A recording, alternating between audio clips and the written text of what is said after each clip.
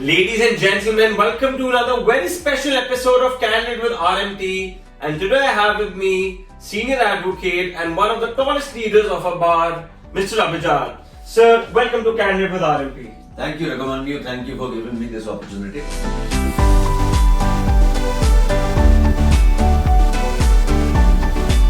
Right, sir. This is a question. And I'm very happy. For the first time, somebody has described me as a tall person. I'm all of 5 feet 4, perhaps. So it's very kind and generous of Raghumanyu to have done that. No, sir. You are actually a very tall leader, sir, and that's actually very nice कि आपने उसमें वो निकाल ली चीज उसमें. Journey from law school to practice. I mean, this is something which I often ask my interviewees. कि starting out with law school and to who you are today, how was that journey, sir? I come from a family of academicians. My Nana founded the Hindi department of the Delhi University. He was a very acclaimed Hindi scholar. Both my mom and my father were PhDs in Hindi, and my mom taught in LSR College. My father was a principal of Ramlal Anand College of Delhi University. My Mausi was also a PhD in Hindi. She taught in the Indraprasth College for Women, and my Mausi's husband actually was an engineer. He was the engineer-in-chief of CPWD. And now that generation has all gone. So I come from a family of first-generation lawyers, no judges, no senior advocates, nobody in my family. So luckily, and on Mr. Arun Jaitley's recommendation, I got placed with an excellent senior, Mr. Arvind Nigam. He is a legendary senior now. And because at that time he was doing very many government briefs. He was standing counsel of the government of Delhi, standing counsel for the municipal corporation, etc. So there were lots of opportunities to draft, and there were lots of opportunities to appear from day one, because he only had one junior, which was me, and amongst the two of us on one day, without taking a passover, I remember we could manage 28 matters in the High Court. So it gave me lots of opportunities, plus I learnt under him. He is one of the finest in the business. And I continued with him for 7 years, and I started doing my own matters also, which gave me the confidence of breaking away. Started my office from a basement in Defence Colony. Initially my partner was Mr. Prosenjit Banerjee Rani, who continues to have the same offices even now.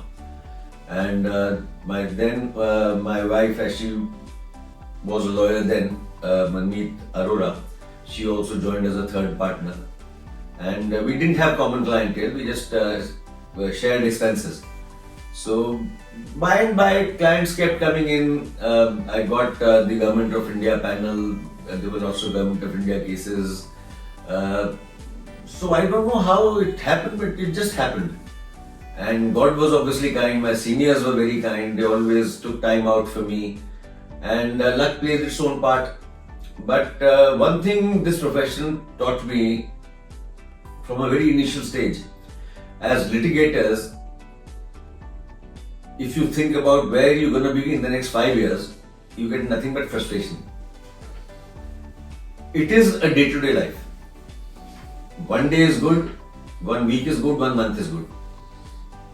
You'll all of a sudden become extremely busy, and you'll get that feeling that I have arrived. I'm having 4 to 5 cases a day in the High Court. I don't have time to draft, and the next month will be a vacuum. Then you'll be doing nothing at all. So don't plan. Save and live life on a day-to-day basis. Secondly, never compromise on your ethics. The journey is long and arduous. There are times when there is no money in the pocket even for petrol, but let that not push you to a path where you take shortcuts, because there are no shortcuts at all. And pray to God, be optimistic, सब ठीक होगा. मेहनत करते रहो, सब ठीक होगा. Right, sir. Or don't get negative. There will be people who will keep telling you that only judges' kids or senior advocates' children, or they will thrive and you will get nothing, and they will breed frustration in you, which will not take you anywhere.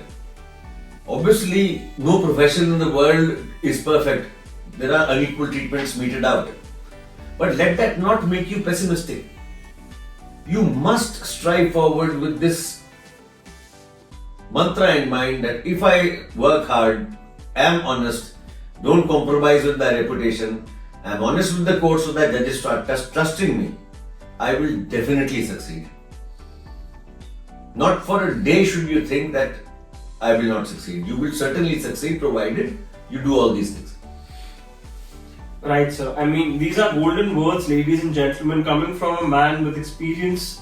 Make sure that you stay at your path with consistency. The moment you lose the momentum is where things get a little murky.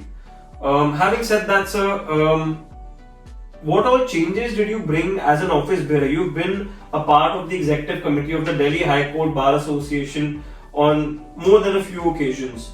What do you think were the issues and how were you able to resolve them, sir?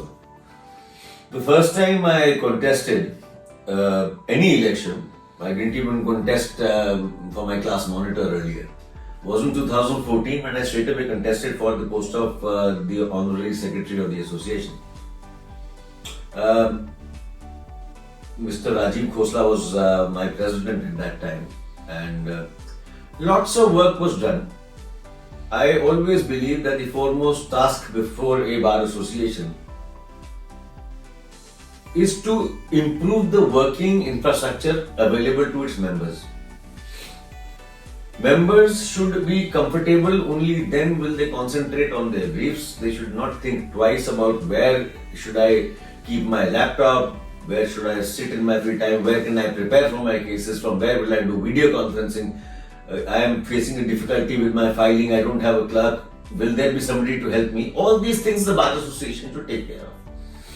So if your members are in a stress-free environment and they are happy and they look forward to coming to the High Court, I think you will demit office as a satisfied person. So I did lots of infrastructural improvement. There was the glass canteen, as it is known, where Sagar Ratna has opened, was an open canteen, open to the sky. So I cut it, closed it, made it modern, changed the entire furniture and air conditioned it completely. So that young lawyers who don't find space in the cafeteria can at least have their meals and coffees with dignity and also entertain the client. Because you command fees when your client sees that he has a dignified working atmosphere, etc. So that was very necessary, and I'm happy that young members of the bar have benefited from that. Though it is again come with the passage of time into a dilapidated condition, so it will be refurbished. Secondly, the consultation room in the lawyers' chambers 1 was in a very dilapidated condition. It was actually in ruins. It hadn't been renovated ever since it was opened. That was in the 70s or the early 80s. So I renovated it completely with the cooperation of the regulars there, and now it's a very good facility where lawyers who don't have resources, who don't have chambers, can hold conferences and read their files and also gossip a bit. So that also, with the passage of time, needs to be renovated a bit. And thirdly, I opened these cubicles in lawyer chamber block number 3, which is called Vimarsh, where young lawyers again can take cubicles on very nominal rentals and study their cases or confer with their clients. It's plush, air conditioned, it has computers, printers and the works, and that also needs a bit of an upgradation. In my last term, from 2019 to 22, was actually hit by COVID very badly. Yes, sir. So even during that horrible, nasty period where very many young members, very many families suffered demises and tragedies, when the vaccination first came, along with my president, then Mr. Mohit Mathur, and with cooperation of my then executive, we held as many as 4 or 5 vaccination camps. And at least 8,500 to 10,000 lawyers, their family members, their staff, their clerks were vaccinated at no cost to them. At no cost to them, and even during the Delta wave, we were there physically helping people who wanted the vaccination out and guiding them and arranging for vaccinations. We arranged for oxygen in cases. We also made efforts to get people admitted to hospitals. There was a vast scarcity of beds, if you recall. And to an extent, we did manage a few. I wouldn't say that we could manage thousands. We couldn't, because we have limited resources at our disposal. But we did manage to help a few. There were families who were completely impacted by the virus. So there was nobody to cook. The domestic staff had to be told to go away. Your Zomato and Swiggy weren't delivering. So we organized free cooked food for the impacted families, so long as they remained impacted, and only when they told us that now we have recovered and we can manage our own food, that we let go of that facility. The list actually, then I don't actually even remember with clarity. There is an e-library on the second floor. Right, sir. In the bar room, in the old bar room. I had that made. It was a defunct room where old lawyers utilized for sleeping. So I made it into the library, and again at no cost to the bar. It was completely sponsored by some publishing house, I don't remember who. So that needs to be taken care of, because I'm told that the computers and tablets which I had installed there are no longer functional. But that work I had done. The S block, I recall, for some reason, perhaps paucity of finances, the work had stopped. With the cooperation of the then Building Maintenance and Chamber Allotment Committee of the Judges, that work was restarted, and the design of the building, Mr. Mathur and I used to have frequent sessions with the committee who was in charge of building that, and we gave our input in the designing, in the furniture, on what section should be utilized in which manner, and the result is there for everyone to see. So lots of work was done. I don't remember what all. It's been 2 terms of a long thing, but infrastructural work is my priority. Right, sir. Right, sir. And make no bones about it. We are not a trade union. We are there for a purpose, and the foremost purpose is to make life comfortable for the members. It should be a seamless, comfortable experience coming to the High Court, where members can concentrate on what they are to argue and what they argue, and go back with a smile on their face. Right, sir. This is for the audience that I myself got enrolled in 2019, and sir mentioned about the COVID incident and the wave that struck everyone. During that time, I want to point out specifically that the DHCBA made a very solid effort in reaching out to all members that were there. I remember I used to keep getting those SMSs and messages on just taking a tab on whether you're fine, if you need something. There was a helpline that was created. So I mean, these things, people remember you. And while you read it, I jogged my memory, we created a pandemic relief fund. Right, sir. Where various categories of impacted people were given ex gratia payments, because income had just stopped. It had come to a complete end. There were, where there were sad deaths in the family, there was a category of that, and where there were hospitalizations, if they were home quarantined, and all of that, and no questions asked. Just your positive certificate was good enough for us. And initially, that fund also started with contributions from our worthy seniors, and later on, the fund just bloomed by the grace of God, and we could fulfill and lots of objectives of that fund. And that fund also I plan to revive, because there must be backing available to members in case there is an unprecedented hospitalization or some illness which will risk them. So there are some things in my mind. Sir, moving on to the next question. What is on your mind, sir? We would want to know. Infrastructure development I have dwelt upon at length. Right, sir.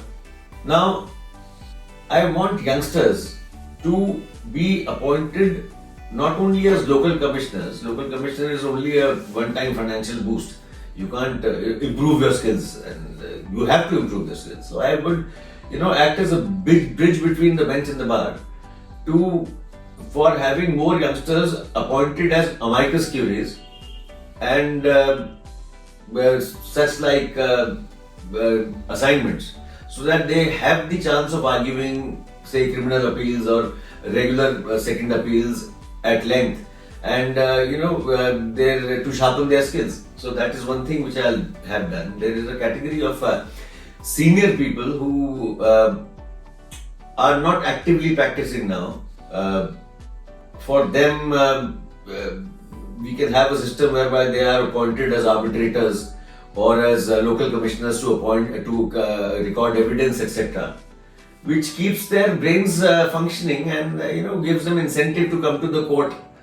After a point in time, active legal practice becomes taxing on the physique. So when they reach a certain age, they are not able to run from court to court, and these days even the High Court has become so vast. Thirdly, which is something which struck me about a fortnight ago, I was walking back from the International Arbitration Center. I had a matter in the commercial block. So it took me a long time, and it had to be passed over.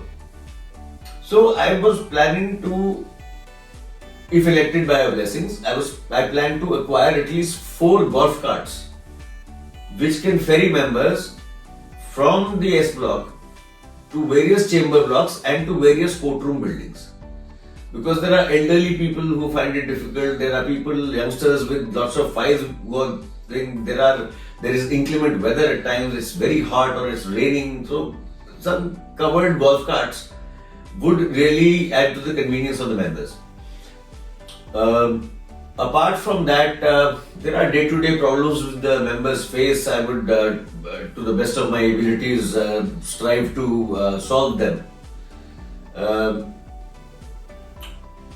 There are various things which come to mind. There is a system, when a youngster especially comes to the High Court, a matter reaches in some other court or tribunal. And I have seen youngsters struggling at various angles with their phones, sitting in staircases, trying to argue matters with lots of disturbance, etc. I will certainly, and you may please note this, and this interview will be a record for posterity, I will certainly make video conferencing facilities with great comfort, great Wi-Fi and acoustics, so that video conferences can be done with efficiency and without getting inconvenienced at very nominal rentals, say 100 rupees an hour, 200 rupees an hour, but you get a comfortable, undisturbed atmosphere for conducting video conferencing. Now, parking is a problem. Parking is a problem because there is limited space, obviously. But this underground parking space is not being utilized to the hilt, for the simple reason that now automatic cars are more, and the machines which park your cars in the parking system there cater only to manual transmissions. So those machines have to be replaced. I will liaison with the government to have them replaced so that that facility can be utilized and the Sher Shah Suri Marg is decongested. Because it's a nightmare coming out of the High Court these days. It is on an average, if you have to rush to some other court, it takes you 7 to 10 minutes to come out and take a U-turn on that road or to join India Gate, as the case may be. So that needs decongestion. That can only be decongested if the underground parking facility is utilized well. Underground parking facility will certainly be utilized well if it caters to automatic cars. Nobody, I'm sure, would want to park on the road if there's a secured, automated parking lot available to him just across the road, which is even otherwise connected to the main building by an escalator. There is also this slightly grand plan on the anvil, which I plan to fulfill, is to have a dedicated elevated corridor which connects every block of the High Court to one another, which will be covered, which will be air conditioned, so that smooth transfer of lawyers from one court to the other, from the courtroom to the chamber block, from chamber to DIAC, can be done without any problems at all. It is a shameful sight seeing lawyers drenched in rains, running and scurrying from court to court, or going to their chambers, or waiting endlessly in the canteen so that the rain subsides, or it being too hot to even to step out and they have to do all of that. So that's a grand plan, and with your blessings, I am sure I'll succeed in that. Well, sir, we all... And these are just a few things which come to my mind. Day to day, as and when you come with me with your problems, all efforts will be made to solve all the reasonable demands made by members. Right, sir. Our best wishes to you, sir. We have talked about the young first generation lawyers being uplifted by the bar. Are there any more initiatives, let's say, for practical training, which is something which is often missing even in law schools, the best of law schools? Practical exposure is only gained when one interns at a chamber or at a law firm.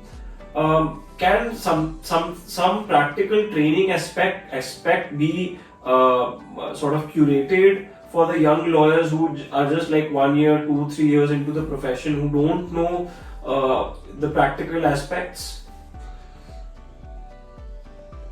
Actually, the first generation lawyer, the biggest concern is where to get placed, how to approach, where to get placed, and it is very important because your first placement is where you get your advocacy sanskars from.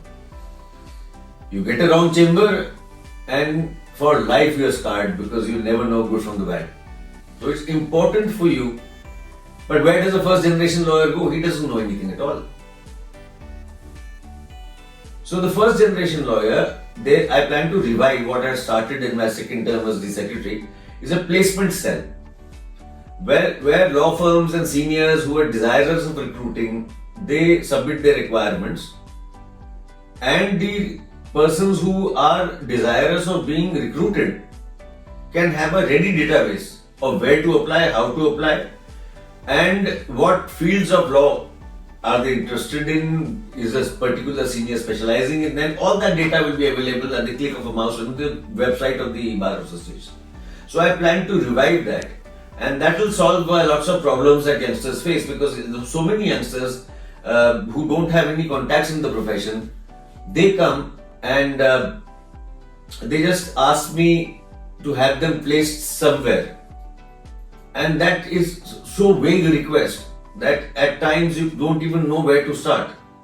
So if they read that portal, they can at least ask me that can you speak to Mr. X, he is in need of juniors, can you speak to Mr. Y? That will make everybody's task easier. Right, sir.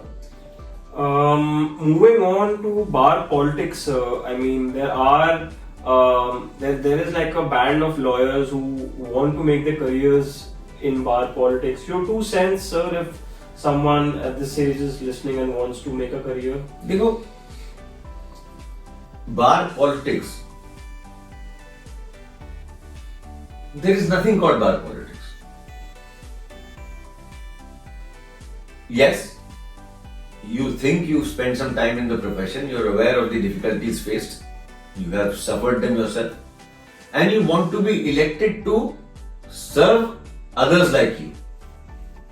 Yes, the election bit is what can be loosely termed as politics, but it is not something which should be encouraged completely, especially in people who just started out. You have your entire lives to do that. I don't subscribe to the view that you get enrolled and after 3 months you're contesting for member executive. You have to establish yourself as an advocate first. That's why you're here. You're here to do advocacy, to represent your clients, to make a name for yourself. Only once you realize that you have reached a certain stage, and then you should say, okay, let me serve people who are similarly situated as I am, and that's why you get elected into a body and do your function. Making careers in bar politics is something which I don't subscribe to at all.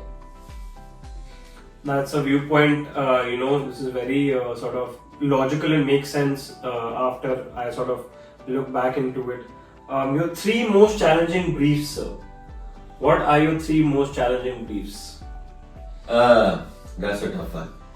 3 most challenging briefs. One I distinctly remember was an uphill task before a single judge where I was arguing a rent revision. My client was a tenant, had been evicted from a shop in Connaught Place, and my adversary was the formidable senior advocate Mr. Dan Krishnan, who I hold in high esteem. And I was reluctant in arguing that. I was taking some adjournments here and there because the law in favor of tenants is hardly there. But I got stuck in a corner where I had to argue, and that matter lasted for 3 or 4 days. And I did save my tenant from being evicted, so that was a very challenging case against all odds, and I succeeded. That quite aside that the judgment got set aside in the Supreme Court. Secondly, 2 Section 34 petitions I've done, where I had the awards set aside, and that was quite challenging given the law. It is stacked against 34 petitioners, and the law leans heavily in putting a quietus to the matter and the awards being upheld.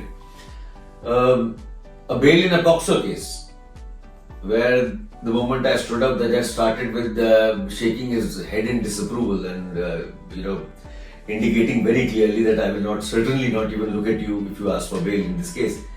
A couple of adjournments, some strategic passovers, and then reasonable arguments persuaded the judge to grant my client the bail, and that was a very satisfying moment. Nice. This is something that I actually look forward to, even for our listeners, sir. When they hear these challenging briefs from seniors, they actually get that motivation to actually take up those challenging matters and not shy away from them, which I think is very important.